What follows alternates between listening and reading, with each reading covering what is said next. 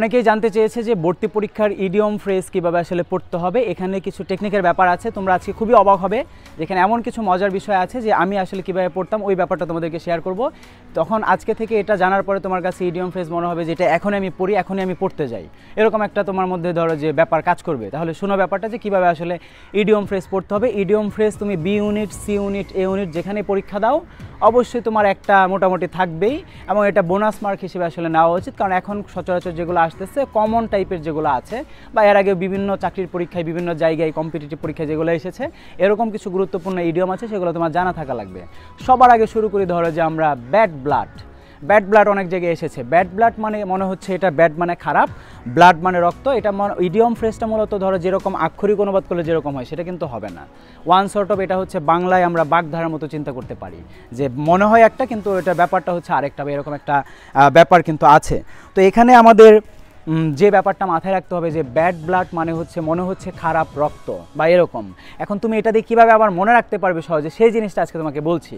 যে খারাপ রক্ত মানেই তো এটা শত্রুতার একটা বিষয় বোঝাচ্ছে। ভালো রক্ত বা ভালো কিছু হলে কি ওটা আসলে শত্রুতা বোঝাতো না, যেহেতু বোঝাচ্ছে এটার মানে আক্ষরিক অনুবাদটা হচ্ছে খারাপ রক্ত, তার মানে এটা এমনি মনে থাকবে যে এটা শত্রুতা বোঝাচ্ছে বা শত্রুতার মতো সম্পর্ক, এরকম একটা বিষয় বোঝায় ব্যাড ব্লাড দিয়ে। এখন তোমার ধরো যে অপশানে থাকবে এনমিটি মানে শত্রুতা, বা ধরো যে ফ্রেন্ডলির বিপরীত বা এরকম যে কোনো একটা ওয়ার্ড থাকবে, অ্যানিমোসিটি বা এরকম। এখন তোমার সেটা মনে রাখা লাগবে যে ব্যাড ব্লাড মানে শত্রুতা, তাহলে এভাবে এমনি মনে থাকছে। আবার ধরো আরেকটা অনেকবার এসেছে বিভিন্ন পরীক্ষায়, ভর্তি পরীক্ষায়, ডগ ডেজ। এখন ডগ ডেজ মানে কিন্তু কুকুর দিনগুলো বা কুকুরের দিনগুলো এরকম কিছু বোঝাচ্ছে না। ডগ ডেজের যদি আমরা ধরো যে এখানে মেইন ইডিয়মের অর্থটা আমরা বোঝার চেষ্টা করি, সেটা হচ্ছে গরম আবহাওয়া। এখন আমার কাছে কেন জানি ধরো যে আমার ডগ ডেজ এটা শুনলে আমার কাছে ধরো যে গ্রীষ্মকালে যে কুকুর পাগল হয়ে যায় এরকম কিছু কুকুর মনে হয় আছে।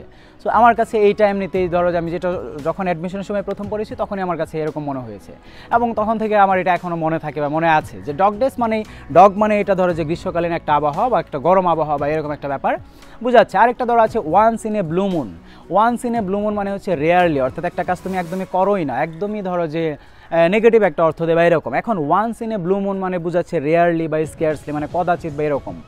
এখন once in a blue moon, এখন এটা তুমি কীভাবে মাথায় রাখবে? এখন ধরো যে ওয়ান্স মানে যে কোনো একটা সময়ের কথা বোঝাচ্ছে, এটা বলতে আসলে অর্থ যদি আমরা করি ব্লু মুন মানে নীল চাঁদ বা এরকম কিছু বোঝাচ্ছে বা চাঁদ বোঝাচ্ছে। এখন চাঁদে কি মানুষ আসলে সচরাচর যায় বা আসলে কি সবাই যেতে পারে? এটা অনেক কিছু ধরো যে হওয়ার পরে অনেকে নীল আর্মস্ট্রং চাঁদে গেছে বা এরকম অনেক কিছু ব্যাপার স্যাপার হয়েছে। এটা একটা বিশেষ একটা ব্যাপার, ঠিক সবাই চাঁদে যাওয়ার জন্য বা এটা কি আসলে পারফেক্ট কিছু আছে না। তার মানে এটা বোঝাচ্ছে যে once in a blue moon মানে কি, তুমি মনে রাখবে যে মুনে তো আসলে কেউ যায় না। এটা অবশ্যই একটা আমাদের কী ধরনের কাজ, এটা একটা সাংঘাতিক একটা কাজ, এটা অবশ্যই রেয়ার একটা কাজ বা ধরো যে সেলডম একটা বিষয় বোঝাচ্ছে। আরেকটা হচ্ছে ধরো যে beating in the year. Air মানে কি, এই যে ধরো আমার এখানে আশেপাশে যা আছে এগুলো আমরা এয়ার বা বায়ুমণ্ডল বা এরকম কিছু বলতে পারি বা বুঝাতে পারি।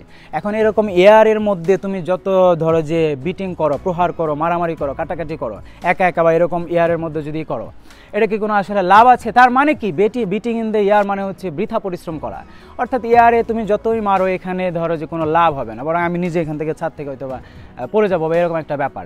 তাহলে এখানে আমাদের বিষয়টা বোঝাচ্ছে যে বৃথা পরিশ্রম করা। বিটিং অ্যাবাউট দি বুশ মানে কি, আরেকটা আছে, এটা সি ইউনিট এসেছে আর অনেকগুলা ইউনিটে বা চাকরির পরীক্ষায় এসেছে। বিটিং অ্যাবাউট দি বুশ মানে ওই একই টাইপের, বৃথা পরিশ্রম করার টাইপেরই। এটা হচ্ছে অপ্রয়োজনীয় কথা বলা, মেন প্রসঙ্গ বাদ দিয়ে অপ্রয়োজনীয় কথা বলা। এখন বুশ মানে জঙ্গল, এখন বিট মানে প্রহার করা বা মারা বা প্রহার করা। এখন জঙ্গলে তুমি যতই ধরো যে মারামারি কাটাকাটি এগুলো করো, আসলে কি তোমার আসলে কোনো লাভ আছে? ওটা ওই বৃথা পরিশ্রম করার মতোই। মনে রাখবে যে অপ্রয়োজনীয় কথা বলা, মেন প্রসঙ্গে এড়িয়ে চলা। আরেকটা আছে ধরো যে আমাদের যে ব্যাড ব্লাড মানে খারাপ রক্ত মানে এনবিটি। আরেকটা আছে যে ব্লু ব্লাড। ব্লু ব্লাড মানে কি, নীল রক্ত। নীল রক্ত মানে কি, মানুষের রক্ত হয় লাল। সাধারণ মানুষ মানে কি, ধরো যে এখানে বোঝাচ্ছে যে রেড ব্লাড বা এরকম কিছু, আমরা এটা হতেই পারে, এটা আমরা মনে রাখবো আর কি। কিন্তু ব্লু ব্লাড মানে কি, নীল রক্ত। নীল রক্ত মানে কি, এটা একটা আভিজাত্যের একটা বিষয় বোঝায়, অর্থাৎ আভিজাত্যের একটা বিষয় বুঝিয়ে থাকে এই ব্লু ব্লাডের মাধ্যমে। তাহলে আমরা মাথায় রাখবো যে সাধারণত তো মানুষের রক্তের রং হয় লাল, রেড, কিন্তু এটা যেহেতু বলছে ব্লু ব্লাড, তার মানে এটা খারাপ কিছু বোঝাচ্ছে না, এটা আভিজাত্য বোঝাচ্ছে বা এরকম। আরেকটা আছে ব্যাগার ডেসক্রিপশন। ব্যাগ মানে ভিক্ষা করা, ডেসক্রিপশন মানে বর্ণনা। এখন বর্ণনা তুমি ভিক্ষা করতেছো মানে কি, তার মানে তোমার কাছে বর্ণনা নাই, অর্থাৎ এমন একটা বিষয় তুমি বলতে চাচ্ছ যেটা ব্যাখ্যাহীন বা বর্ণনাহীন বা বর্ণনার বাইরে। ব্যাগার ডেসক্রিপশন, যে বেগ মানে কি করা, ভিক্ষা করা। সো বেগার ডেসক্রিপশন মানে কি, ডেসক্রিপশন বেগ করেও লাভ হচ্ছে না বা এরকম একটা বিষয়। তাহলে এভাবে যদি তোমরা ইডিয়ম আসলে পড়ো বা শেখো, তাহলে অবশ্যই মনে থাকবে প্রত্যেকটা ইডিয়মকে এভাবে। যেমন আরেকটা আছে প্রত্যেকটা ইডিয়মকে তাহলে এভাবে পড়তে হবে। যে আরেকটা আমার মনে পড়েছে যে cock and bull story, cock মানে মুরুগ বা এরকম বোঝায়, ঠিক আছে। আবার ধরো যে বাল মানে হচ্ছে আমাদের ষাঁড়। So cock and bull story অর্থ যদি আমরা করি আক্ষরিক অনুবাদ, যে মুরুগ এবং ষাঁড়ের গল্প। সো মুরগি বা মুরুগ এবং ষাঁড়ের গল্প, এটা কি কোনো আসলে কোনো সাধারণ গল্প, এটা কি কোনো ভালো গল্প, বা এটা কি কোনো লজিক্যাল কোনো বিষয়?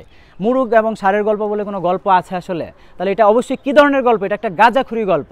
তাহলে এভাবে আমাদের মাথায় রাখতে হবে যে কক অ্যান্ড বাল স্টোরি, মুরুগ এবং ষাঁড়ের গল্প মানে কি, এটা একটা গাঁজাখুরি গল্প বা মিনিংলেস একটা বিষয়কে বোঝাচ্ছে। তাহলে এভাবে তোমার পড়তে হবে টেকনিক দিয়ে, তখন তোমার আগ্রহ কাজ করবে। এখন তোমার মনে হবে যে আজকে সন্ধ্যার সময় আমি দেখবো যে কী কী ইডিয়ম ঢাকা বিশ্ববিদ্যালয়ে এসেছে বিগত বছরগুলোতে, এগুলো আজকে আমি পড়ে ফেলবো, আইজান ভাই যেভাবে বললো। তাহলে এভাবে পড়াশোনা করতে হবে। এরকম আরও অনেক টিপস, অনেক বিষয় দেওয়া হবে কোর্সে ভর্তি হওয়া বা না হওয়া, আর অনেক বিষয় আপাতত নেক্সট 1 মাস বা 1.5 মাস ধরে দেওয়া হবে। সবাই অবশ্যই যারা সাবস্ক্রাইব করো, বন্ধুদের সাথে শেয়ার করো।